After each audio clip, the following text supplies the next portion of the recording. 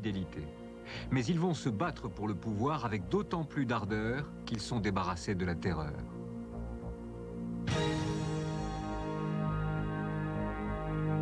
La première victime est l'ambitieux Beria, le chef des polices. Il est arrêté en juin 1953, puis condamné à mort et exécuté.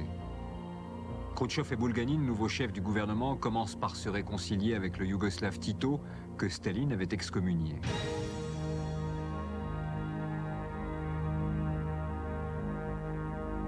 La signature du traité d'État autrichien entraîne le départ des troupes soviétiques de ce pays.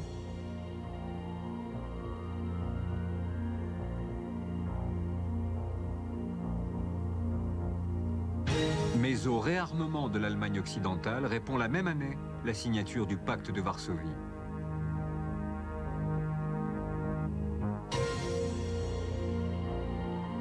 Toujours en 1955, le premier sommet Est-Ouest réunit à Genève l'Américain Eisenhower, l'Anglais Eden, le Français Edgar Faure.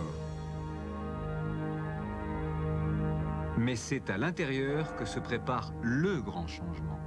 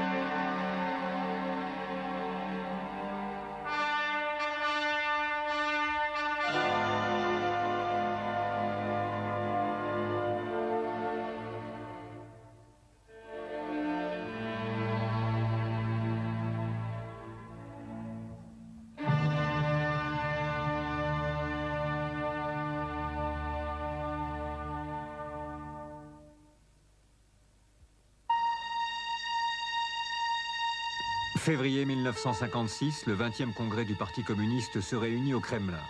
C'est déjà un signe de rénovation. Staline n'avait réuni que 2 congrès en 20 ans.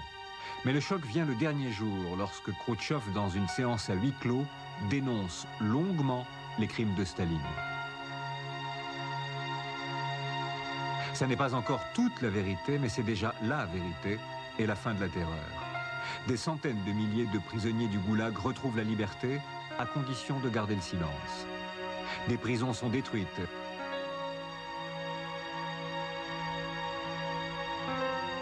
Autre signe de détente, le Kremlin est à nouveau ouvert aux visiteurs. Plus tard, Staline sera retiré du mausolée. Mais entre-temps, la déstalinisation provoque de graves troubles en Europe de l'Est, en Pologne, mais surtout en Hongrie, où la population se soulève en octobre 1956.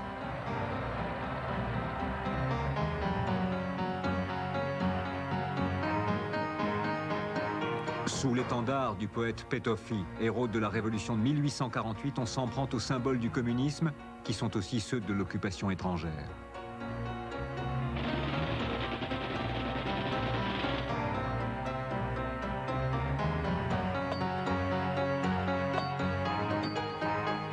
Le régime, abandonné par tous, s'écroule en moins d'une semaine, malgré une première intervention plutôt velléitaire de l'armée russe.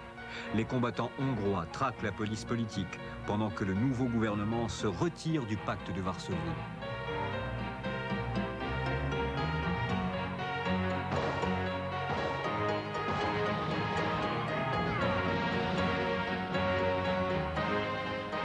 Moscou se décide alors à une intervention massive que la propagande explique à sa manière. Будапешт. Сейчас вы увидите, что происходило в столице Венгрии в черные дни антинародного мятежа. Но законные действия масс попытались использовать фашистские элементы. Уже в эти часы в столице стали появляться заранее сколоченные вооруженные группы. Их направляла опытная рука главарей контрреволюционного подполья. Бунтовщики провоцировали беспорядки и угрожали жизни населения. По всему городу рыскали шайки фашистов. И горе было тем честным венгерским патриотам, которые попадали в руки озверелых бандитов.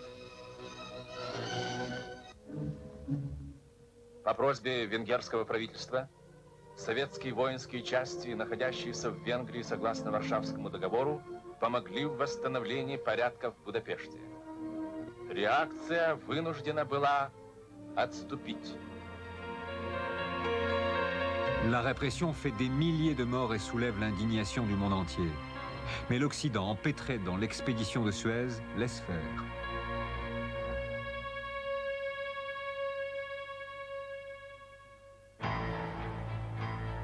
À Moscou, Molotov, Malenkov, Boulganine et d'autres tentent d'éliminer Khrouchtchev. Celui-ci est sauvé par le maréchal Youkov, le héros de la guerre, qui est limogé à son tour. Le chef du parti est seul au pouvoir, ou presque. Le successeur de Staline est un petit homme rondouillard et rusé, qui prêche ce qu'il appelle le communisme de l'estomac. Il s'attelle au redressement de l'agriculture, cultive un style populaire et direct.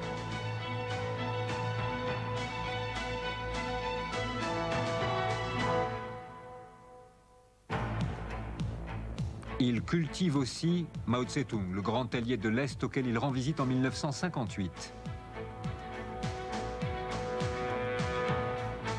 Mao est réticent devant la déstalinisation et il rêve d'en découdre avec l'Amérique beaucoup plus que ce que voudrait Moscou. Les poignées de main sont un peu forcées. Derrière la politesse asiatique et la langue de bois, il s'agit bien d'un adieu.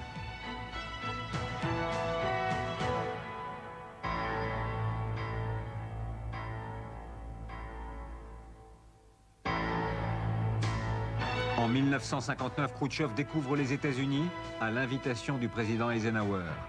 Le régime y voit un triomphe de la politique de coexistence et surtout la reconnaissance du statut de grande puissance de l'Union soviétique.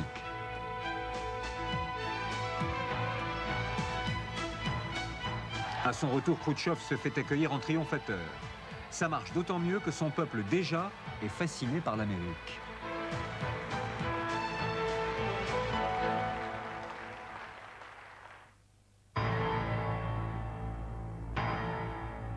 Mais la détente est de courte durée. Lors d'un sommet à 4 qui se tient à Paris, Khrouchtchev exige des excuses d'Eisenhower, qui a envoyé un avion espion au-dessus de l'URSS. Le refus du président américain entraîne le départ du dirigeant soviétique, qui remplace la diplomatie par un bain de foule. Il va aussi régler ses comptes avec les journalistes qui se sont permis de le siffler.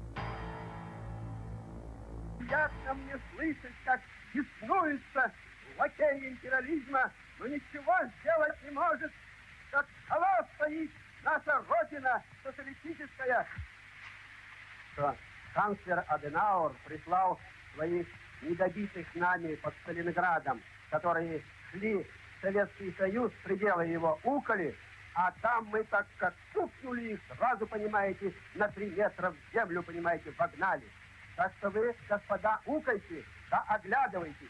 Мы вас не добили под Сталинградом, на Украине, Белоруссии. Если вы будете укать против нас и будете опять готовить нападение, мы так укнем, что больше не будешь укать. On le voit, Khrouchtchev n'aime pas les Allemands et il va leur faire sentir. 13 августа 1961 года. В этот день закрылись Берлинские ворота на восток. Стена преградила свободное движение через границу тысячам спекулянтов, контрабандистов, шпионов. Перед пограничной линией все время простаивают группы робких иностранцев, которые приходят сюда пощекотать приятно нервы, чтобы потом домом в Нью-Йорке, Бостоне или Париже рассказать, что они находились всего лишь в нескольких шагах от коммунистической стражи и как бесстрашно через границу агитировали с помощью свободной печати. Хулиганы Бранта из рогаток кусками свинца разбивают уличные фонари.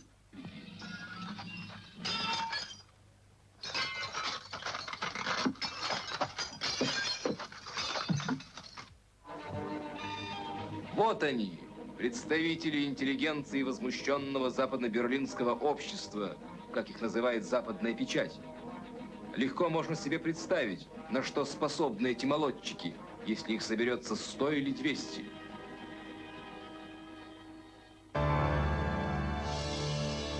En fait, les soi-disant hooligans de Willy Brandt, le maire de Berlin, cachent la vraie raison de la construction du mur.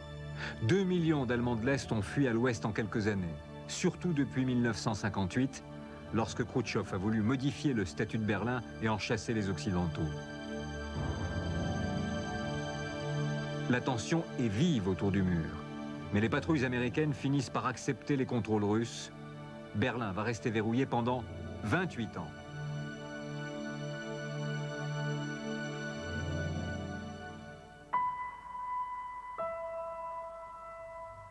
Mais il y a des succès en 1961. Depuis 4 ans, l'URSS étonne le monde avec ses Spoutnik. Celui qui est lancé le 12 avril entre encore plus dans l'histoire. Yuri Gagarin va être le premier homme de l'espace. Земля, я космонавт. Проверку связи закончил. Самочувствие хорошее, к старту готов.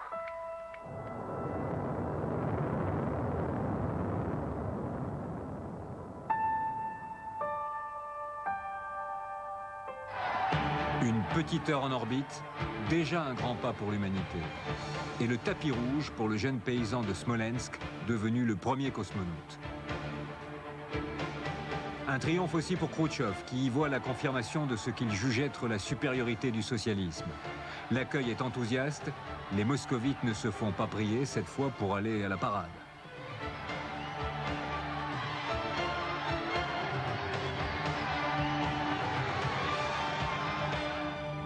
Le héros subit aussi les assauts des dignitaires du régime. L'accolade du maréchal Malinovski, le ministre de la Défense, est particulièrement musclée. Quant à Khrouchtchev, il promet de rattraper l'Amérique avant 10 ans. Et il brûle les étapes. À Cuba, Fidel Castro défie les États-Unis sous la protection de Moscou qui lui envoie des troupes et même, dans le plus grand secret, des fusées nucléaires. En octobre, le président Kennedy riposte par un blocus de l'île et une menace de débarquement. Après une semaine de confrontation dramatique, Khrouchtchev recule et évacue ses fusées. Castro s'estime humilié. On lui délègue Anastase Mikoyan, qui négocie longuement avec la direction cubaine, y compris avec le légendaire Che Guevara. L'amitié est restaurée, mais l'alerte a été chaude. Dans le camp communiste, on accuse Khrouchtchev d'avoir péché par aventurisme d'abord, par capitulationnisme ensuite.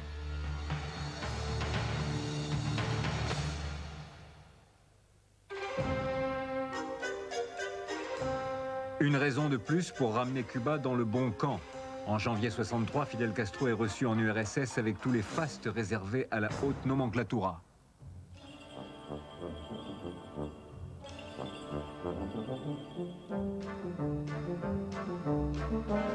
Les charmes de la vieille Russie font bon ménage avec les gamineries des bons camarades.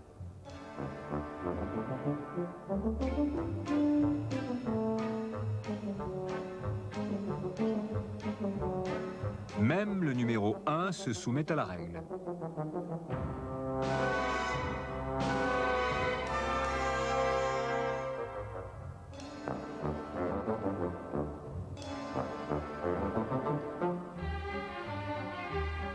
Khrouchtchev n'est d'ailleurs pas le moins facétieux.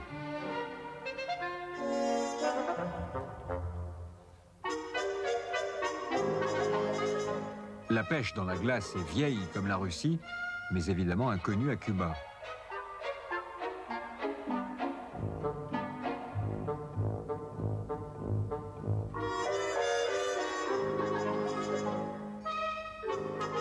Brejnev n'est pas le plus important, mais son heure viendra. La chasse est plus encore le sport favori des dirigeants.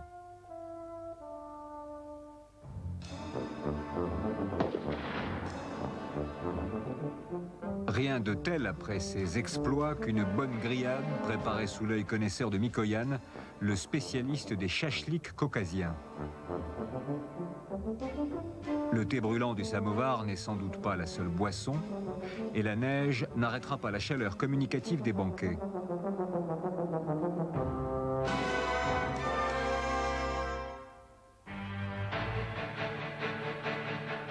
Khrouchtchev s'était promis de rénover l'agriculture, mais c'est là son principal échec. En 1963, l'URSS doit importer du blé américain. C'est la première fois, mais pas la dernière.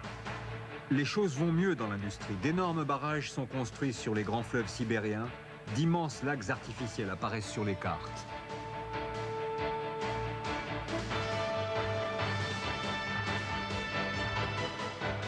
De nouveaux gisements de pétrole annoncent le futur boom énergétique.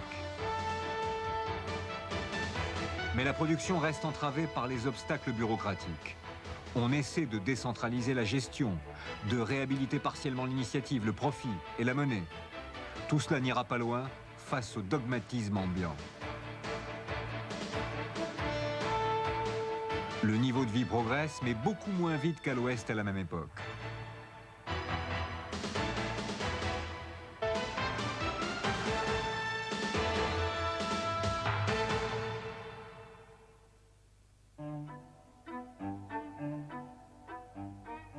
Le style de vie, lui, s'affranchit des carcans staliniens.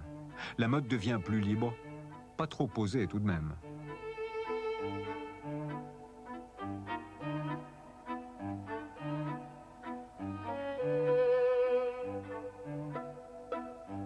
Car le pouvoir ne renonce pas à diriger la société et la culture. L'art doit toujours s'inspirer du réalisme socialiste, célébrer les derniers succès du régime. Le premier secrétaire du parti aime réunir les artistes et écrivains, encourager les uns et tancer les autres. C'est toujours la proximité du pouvoir qui fait la notoriété.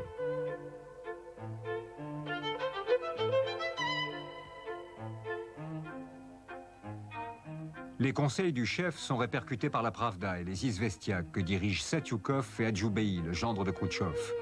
Tvardovsky, patron de la revue Novimir, a néanmoins découvert Solzhenitsyn, et le savant Sakharov commence à faire parler de lui. Brejnev, chef de l'État, décore Khrouchtchev pour ses 70 ans. En fait, il complote contre lui avec Podgorny, avec Ignatov, le petit ambitieux, et Oustinov, le patron de l'industrie militaire. Le complot réussit en octobre. Brejnev affronte sa première épreuve en Tchécoslovaquie. Il a beau signer, lui et ses complices, un accord à Bratislava, le printemps de Prague lui fait peur. Le 21 août, le pacte de Varsovie intervient. La propagande se déchaîne à nouveau. Дискредитируя и запугивая здоровые силы народа, тихая, ползучая контрреволюция развернула наступление, ставя прежнюю цель – вернуть Чехословакию в лоно Запада. Сбросила маску контрреволюция. Антисоветская ложь, клевета, провокации, подстрекательство – весь арсенал реакции был пущен в ход. Идеологическая диверсия, беспрепятственно длившаяся почти год, давала отравленные плоды. Наступил час, когда оборону социализма в Чехословакии, оборону всего Содружества социалистических стран, выполняя интернациональный долг, были обязаны немедленно взять на себя ее союзники. Это было трудным, драматическим решением. Une décision dramatique en effet, puisque le communisme confirme à la face du monde son refus de la liberté et du progrès.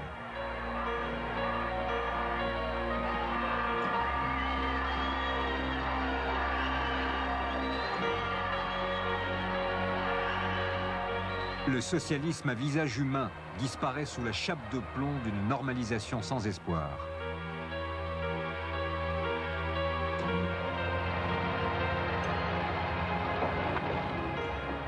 Dès ce moment, il apparaît que le régime n'est pas réformable.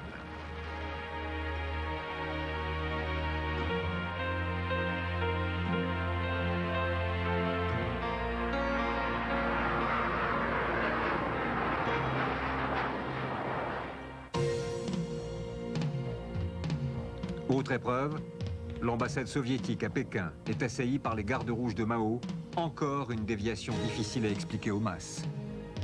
Весь народ солдат. Китай хотят превратить в многомиллионную казарму. Клики Мао Цзэдуна для осуществления своих авантюристических замыслов нужны люди, отравленные ядом шовинизма и милитаризма.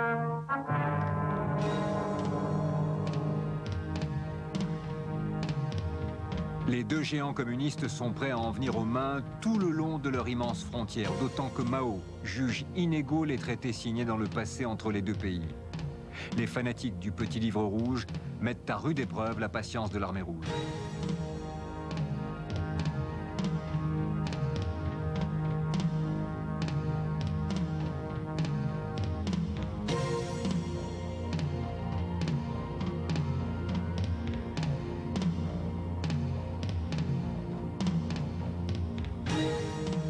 Cette patience trouve ses limites sur l'île d'Amansky, au milieu du fleuve Amour. Les militaires soviétiques y dressent un piège à des milliers de Chinois qu'ils encerclent en secret. L'affrontement fait plus de 800 morts du côté chinois, 58 chez les soviétiques.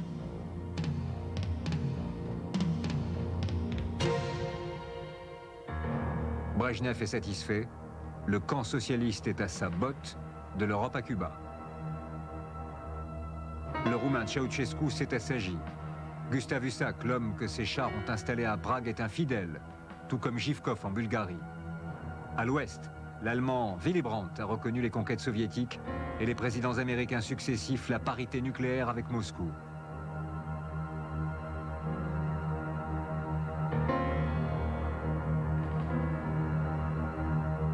Le monde bipolaire est consacré à Helsinki en juillet 1975 par 35 chefs d'État et de gouvernement.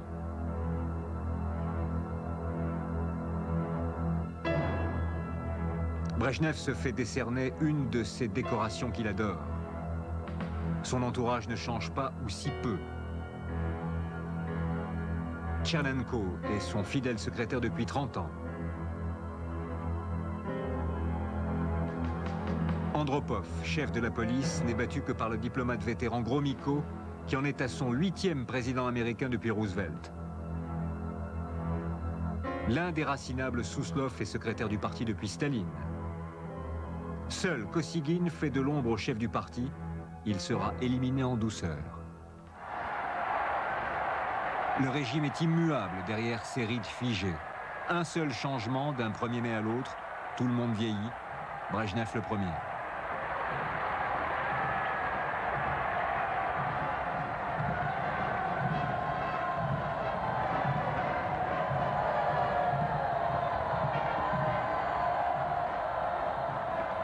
Qu'importe, puisqu'un beau décor masque ce que l'on appellera plus tard la période de stagnation.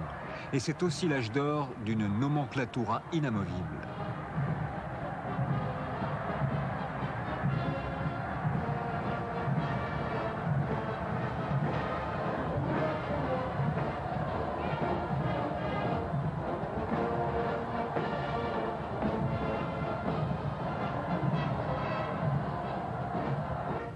Ce paradis a même ses chansons.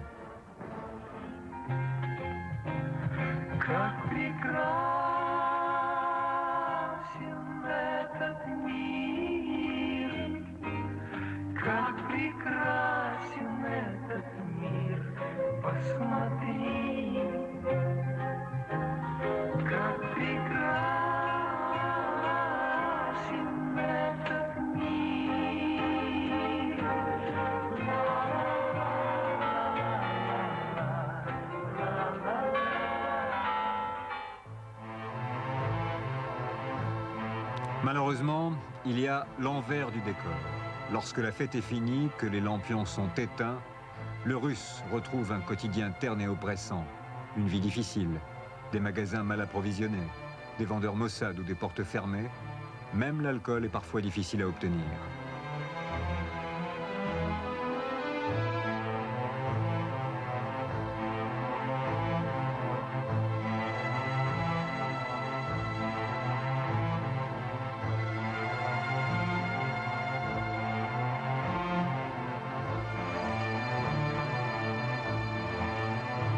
Il est vrai que le Russe se fournit le plus souvent sur son lieu de travail, à la cantine de son usine, parfois aussi directement dans les entrepôts, en toute illégalité. Mais attention à la sortie. Подумаешь, ну 300 грамм взяла конфет. 15 лет работаю на фабрике. Ну, 300 грамм всего тут и есть. Господи. Вашу сумочку. Так. Шарфик. Ну что там, шапочку что? А это что? Ну яблочко, ну что? Ну запустить ребята. Нет, выйти. нельзя, нельзя. Ну что, ну что случилось? Внутри Нельзя, ни яблоко. в коем случае нельзя. Заходите сюда. Quelques pommes seulement. En fait, ces petits larcins que traque la milice sont bien peu de choses au regard de la corruption organisée qui sévit dans les hautes sphères. Certains réseaux mafieux remontent jusqu'à la famille de Brejnev. Le Russe moyen, lui, se procure comme il peut et où il peut les produits rares.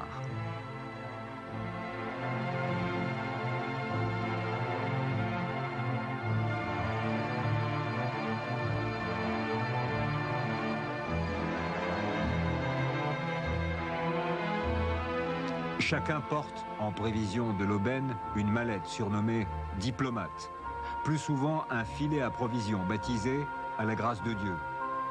L'alcool n'a jamais été mal considéré en Russie, mais sa consommation a presque triplé entre 1960 et 1980. Il faut bien oublier la grisaille de l'existence. La milice, compréhensive, embarque les ivrognes vers une institution bien connue des soviétiques, le centre de désintoxication.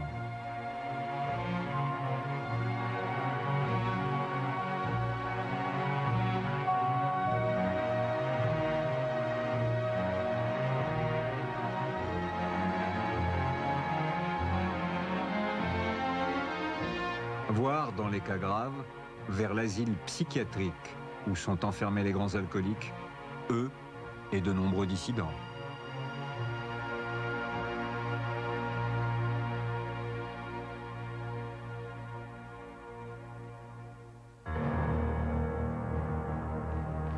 Car pour ces derniers, le régime reste répressif.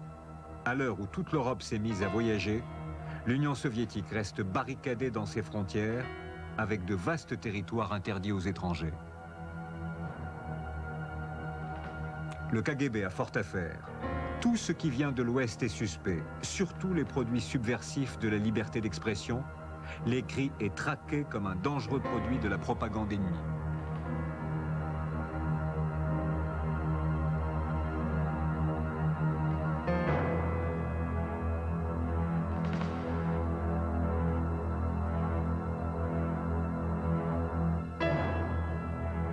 Dans l'autre sens, la frontière est inaccessible aux nombreux citoyens à qui l'on refuse un passeport. Joseph Begun, l'un de ces refusniks, est interrogé par le KGB. Вас правительство Израиля и университет награждали. За что вы как считаете? Я не получал никаких, понимаете, свидетельств о награждении, где бы было бы, мне бы стало бы ясно. Мне просто об этом знакомые рассказывали, что вот... Ну, в прессе был опубликован выбор. Какой? В той прессе? Да, в той прессе. Ну, я не читал прессу, о которой вот... Где это могло быть? Вы отвечали на благодарение за награду. Ну, мне поставили в известность.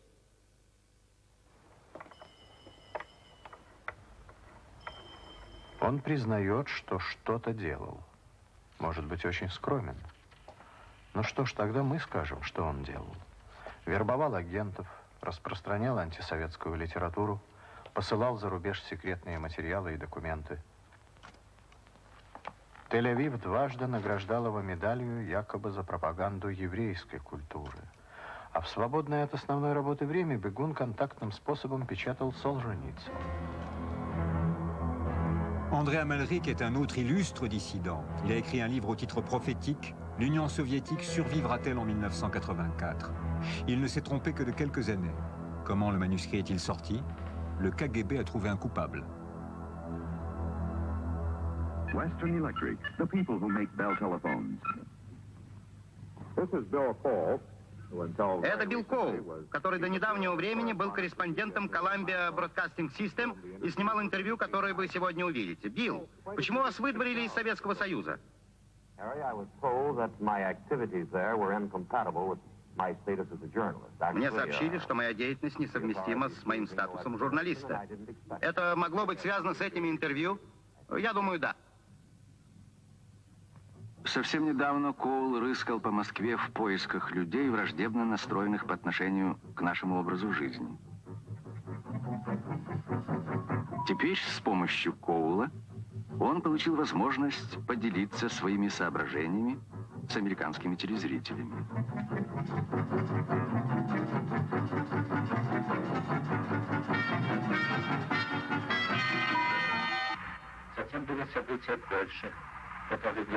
Andreï Sakharov, lui, est le plus célèbre défenseur des droits de l'homme. Il inquiète tellement le pouvoir qu'en janvier 1980, on l'a assigné à résidence à Gorky, loin de Moscou. Il réussit tout de même à diffuser des messages enregistrés comme ses vœux de Nouvel An.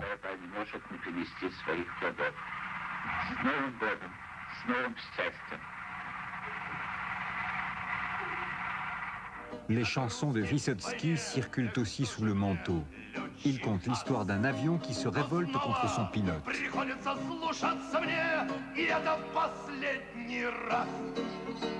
Я больше не буду покорным, клянусь, уж лучше лежать на земле.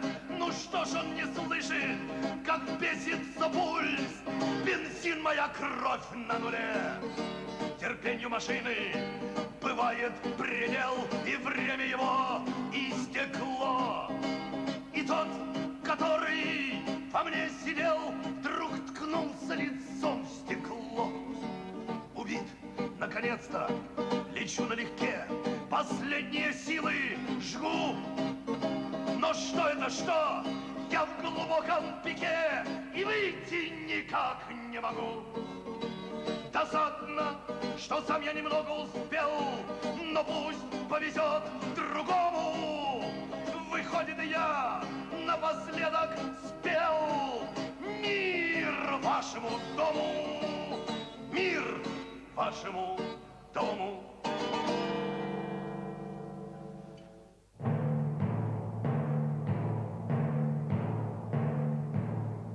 Pendant ce temps, rien n'est refusé aux généraux soviétiques. L'armée rouge s'offre des exercices militaires impressionnants, simulacre grandeur nature d'un conflit mondial.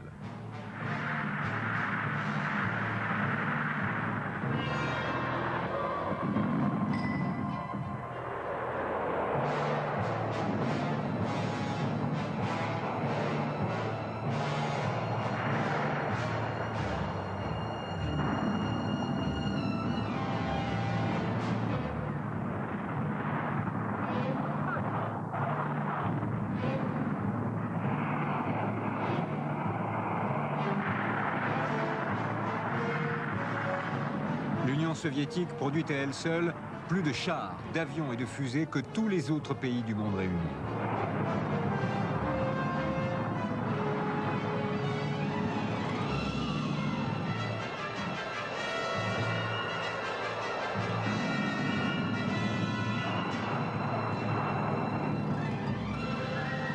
On se prépare à une guerre offensive, car le conflit doit se dérouler sur le territoire de l'ennemi.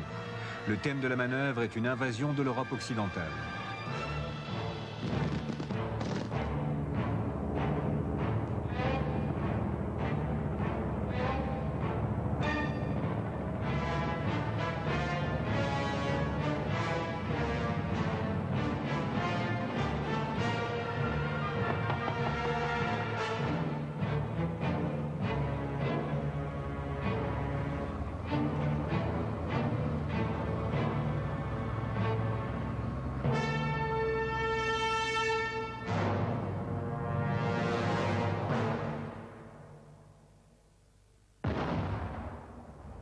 En fait, ce n'est pas l'Europe que l'armée soviétique envahit, mais l'Afghanistan, un terrain auquel le marteau-pilon russe n'est guère adapté.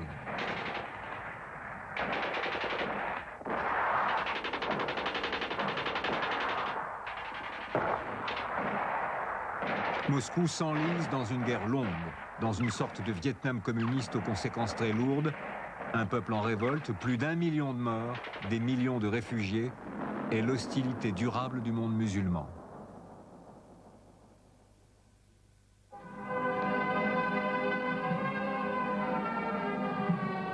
10 novembre 1982, Brejnev, gravement malade depuis plus de 5 ans, meurt à Moscou. C'est la fin d'un règne de 18 ans et le début d'une hécatombe qui fauche la moitié du Politburo en 3 ans.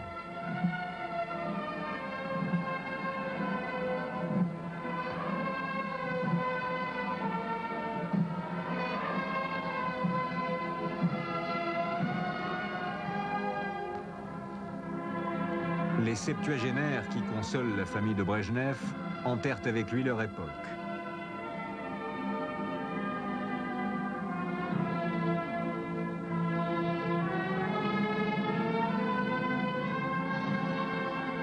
Andropov, le successeur, n'aura pas le temps de s'imposer.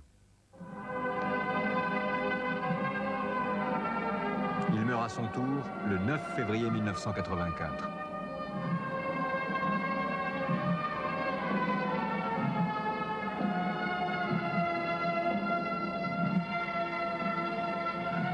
Jaruzelski, Kadar et les autres mettaient tous leurs espoirs dans l'ancien chef du KGB, le plus capable des héritiers de Staline.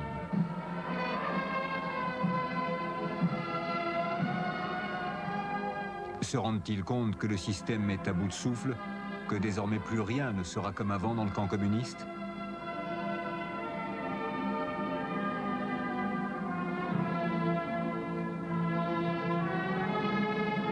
Tchernenko est porté au pouvoir à 73 ans. Il mourra l'année suivante.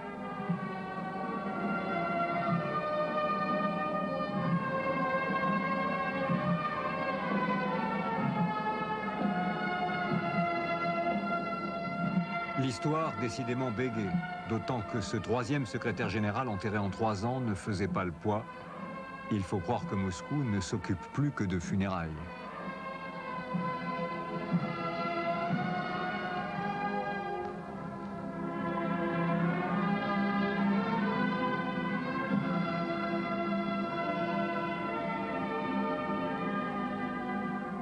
Mais cette fois, on n'hésite plus sur le successeur. Ce sera le Benjamin du Politburo. Mikhail Gorbatchev a 54 ans et il paraît tout à fait dans la ligne. Дорогие товарищи, мы провожаем последний путь Константина Устиновича Черненко. Сегодня перед лицом советского народа Коммунистическая партия, ее Центральный комитет, Политбюро ЦК твердо заявляют о своей непоколебимой решимости верно служить великому делу социализма и коммунизма.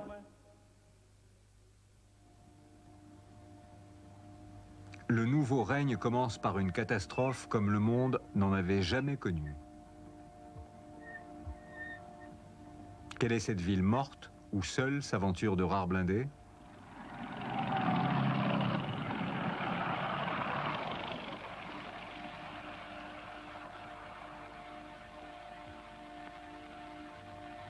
Quel est ce lieu où le temps s'est arrêté ?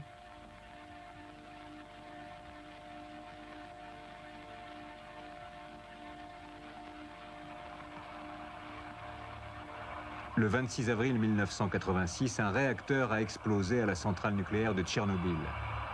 Une vaste région est contaminée en Ukraine, mais aussi en Biélorussie et au-delà. Le pouvoir a tardé à ordonner l'évacuation, mais après quelques jours, les secours s'organisent.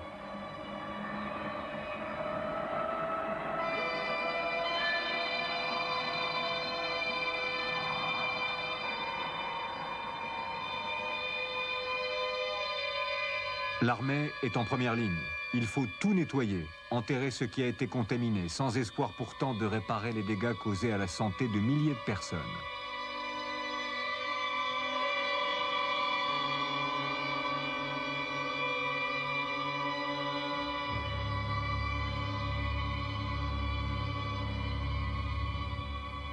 Tout ce qui n'est pas protégé est condamné. Tchernobyl a fait tomber un tabou. La presse aborde presque tous les sujets, ses lecteurs en discutent avec passion. C'est la glasnost, une partie de la restructuration ou perestroïka, la grande idée de Gorbatchev. Поэтому свобода. ключевой момент перестройки. В политическом процессе, духовной жизни, выборе своей судьбы. То есть без политической реформы ничего бы не получилось. La réforme politique, c'est d'abord le droit de remettre en cause l'autorité, encore que la milice ne soit pas habituée à tant d'audace. Pour elle, le slogan du pluralisme n'est pas encore de saison.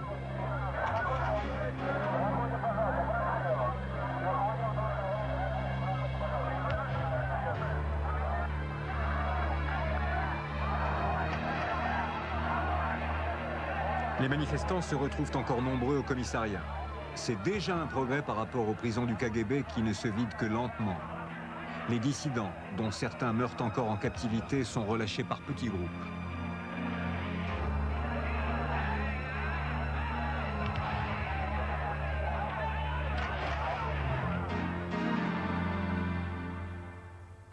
Boris Eltsine, très populaire pour avoir été sanctionné par le parti, va beaucoup plus loin dans la perestroïka.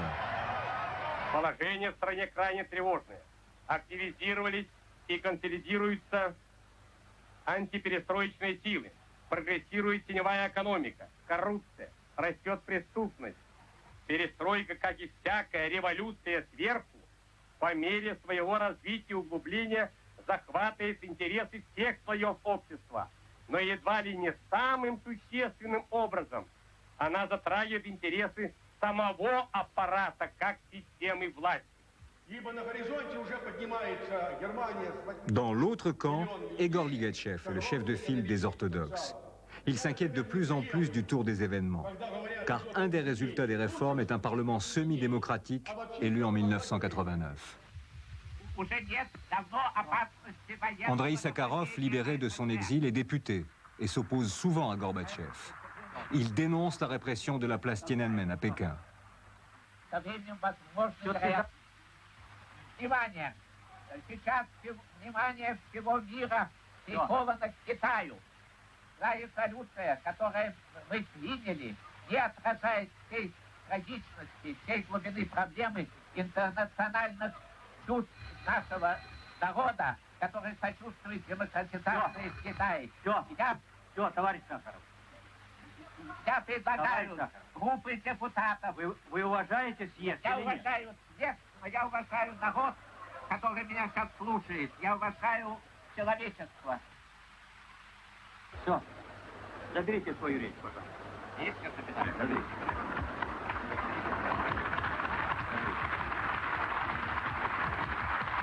Le plus valeureux des démocrates russes mourra 2 jours plus tard.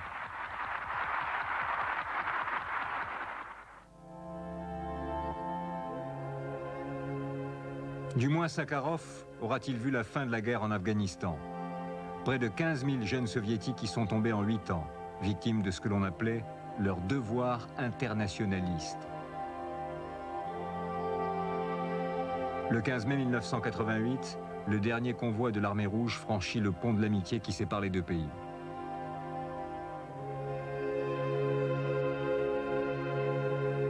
C'est le retour pour les soldats et la joie pour les civils. Dans presque toutes les familles, un parent ou un ami a pris part à cette guerre dont on ne parlait jamais.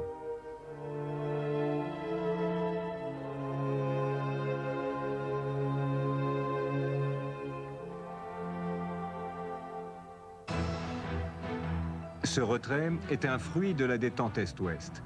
Gorbatchev est devenu un familier de Ronald Reagan, qu'il a rencontré à Genève, puis à Reykjavik, puis à Washington, où un important accord de désarmement a été signé.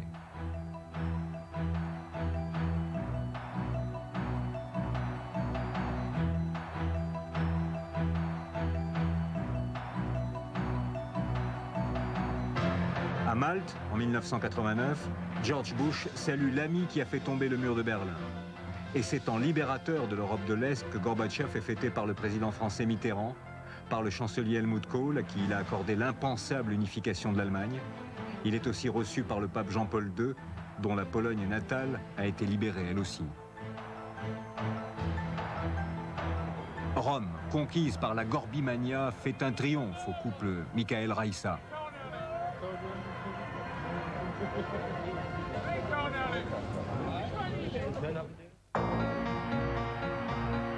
À l'intérieur, la situation est beaucoup moins réjouissante. Depuis 1988, le Caucase est en effervescence. Gorbatchev est accusé de laisser massacrer les Arméniens.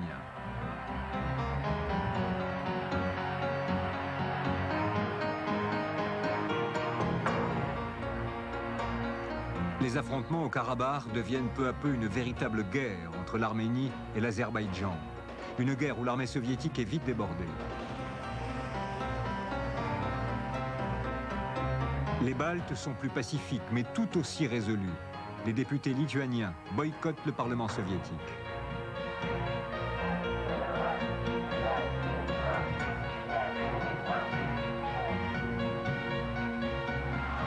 La Lituanie est la première république soviétique à proclamer son indépendance. Elle dénonce l'annexion du pays en 1940. Une chaîne humaine réunit les 3 pays baltes sur des centaines de kilomètres.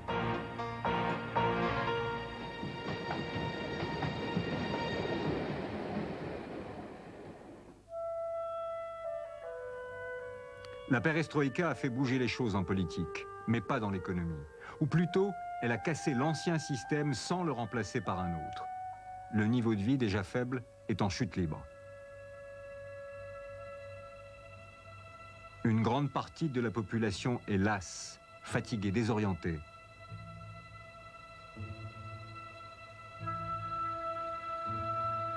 Surtout les vieux, les anciens combattants qui se demandent ce qu'est devenue la grande Union soviétique d'antan, la patrie du socialisme, des plans quinquennaux et des grandes victoires de la guerre.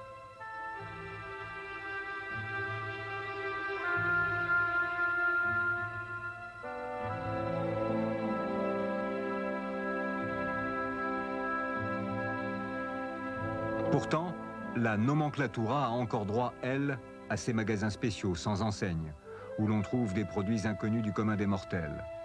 Lénine, déjà, avait trouvé ce moyen de s'assurer du zèle de ses fonctionnaires.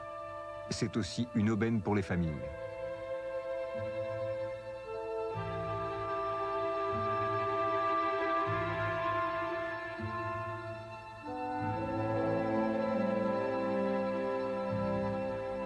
Les Russes ordinaires, eux, font la queue, mais il y a tout de même du nouveau pour eux.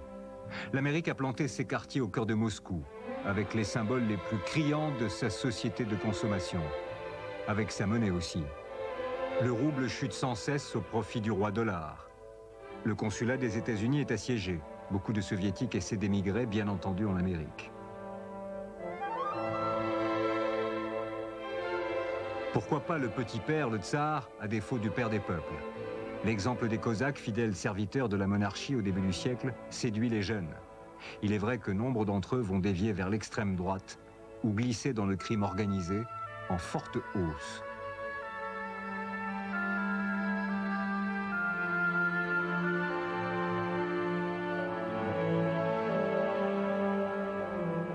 Les alentours de Saint-Basile à Moscou deviennent une sorte de cour des miracles. Le passant est pris à témoin de la cruauté des autorités et des malheurs du temps.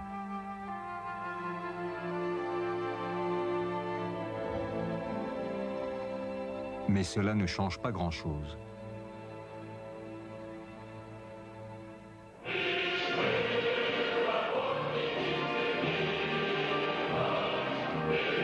C'est dans cette atmosphère chaotique que se tient le 28e congrès du Parti communiste en juillet 1990.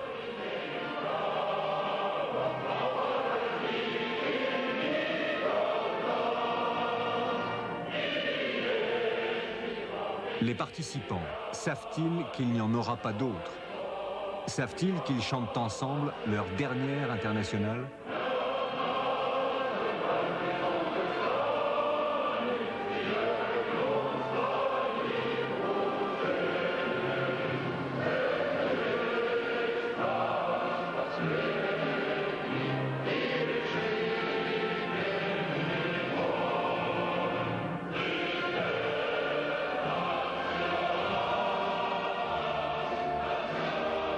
Gorbatchev sent-il à ce moment qu'il n'a plus d'autre choix qu'entre la poursuite des réformes et le retour en arrière?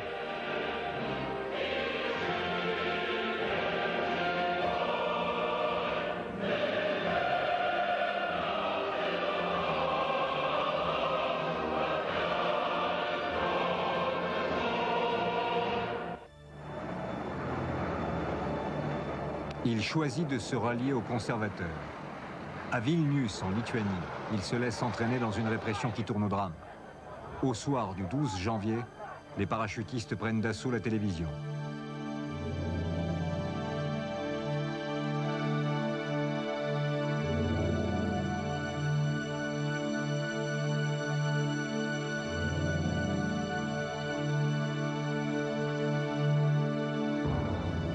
« 14 personnes sont tuées cette nuit-là, 5 à Riga quelques jours plus tard.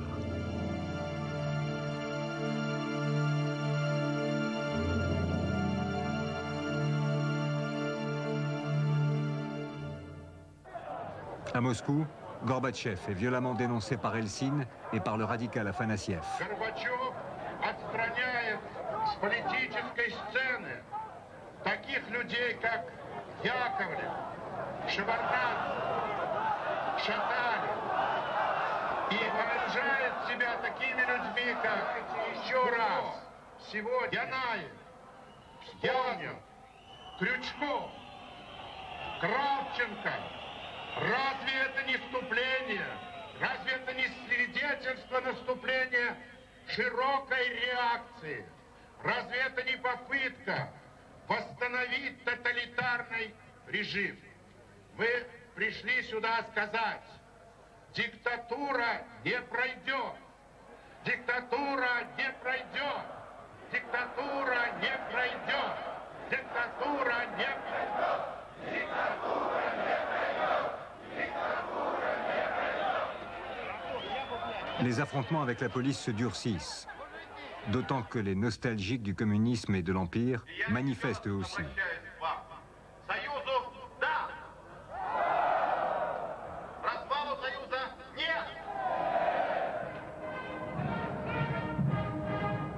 Tous les rites craquent pour un 1er mai crépusculaire, monopolisé par les conservateurs.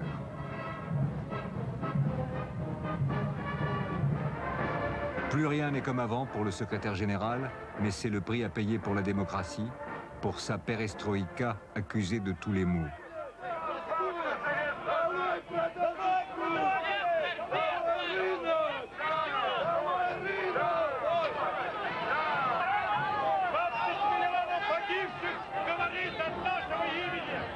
À quelques pas de là, au pied de la tribune, Gennady Yanaev, le vice-président, est songeur.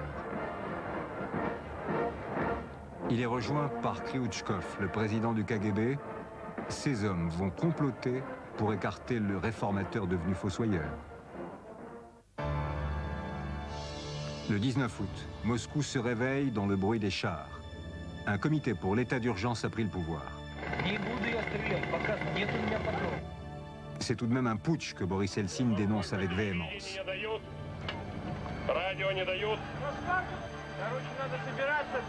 La deuxième nuit, les troupes sont toujours là, au milieu d'une foule de plus en plus hostile.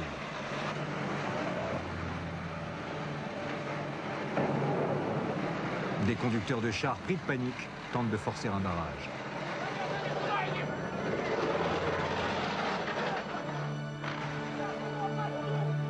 Ils écrasent sous leurs chenilles 3 manifestants.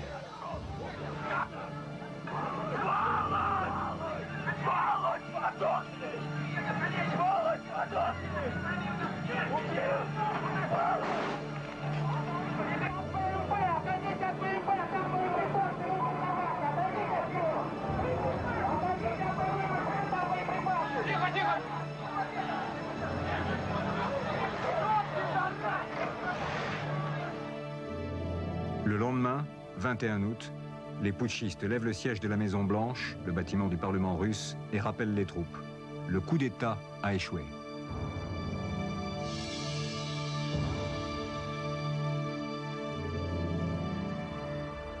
Gorbatchev, qui avait été isolé dans sa datcha de Crimée, revient à Moscou avec sa famille, dans une ambiance irréelle. Все, что мы сделали после 1985 года, уже дало свои реальные плоды. Общество, люди наши стали другими, и это было главным препятствием на пути этой авантюры, на которой встали группа лиц. 2 jours plus tard, le Parlement russe accueille sèchement celui qui est toujours le chef du Parti communiste. Считаете ли вы, как это считает фракция беспартийных депутатов РСФСР, что Коммунистическая партия Советского Союза должна быть расформирована как преступная организация?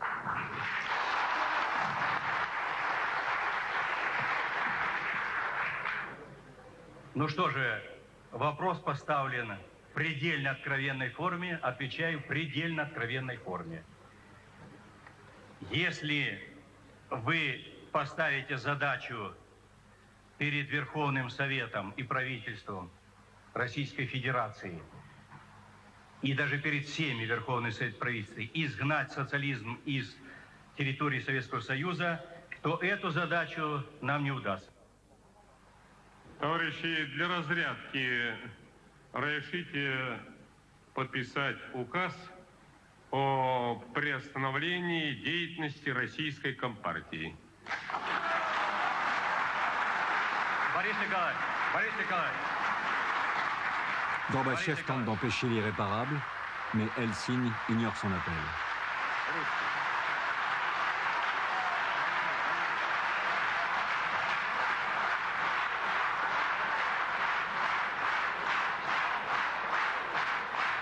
Les députés debout, mais pas tous, applaudissent longuement cette signature qui clôt 3/4 de siècle d'histoire. Указ подписан.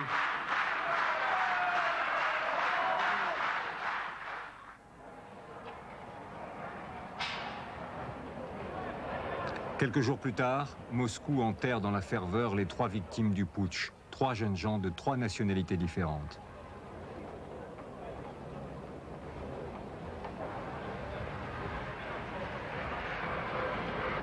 L'Empire soviétique n'a plus que quelques mois à vivre.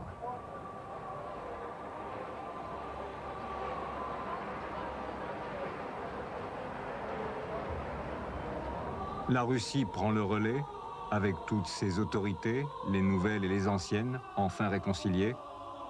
Après un siècle de tragédie, comment la Russie va-t-elle renaître ?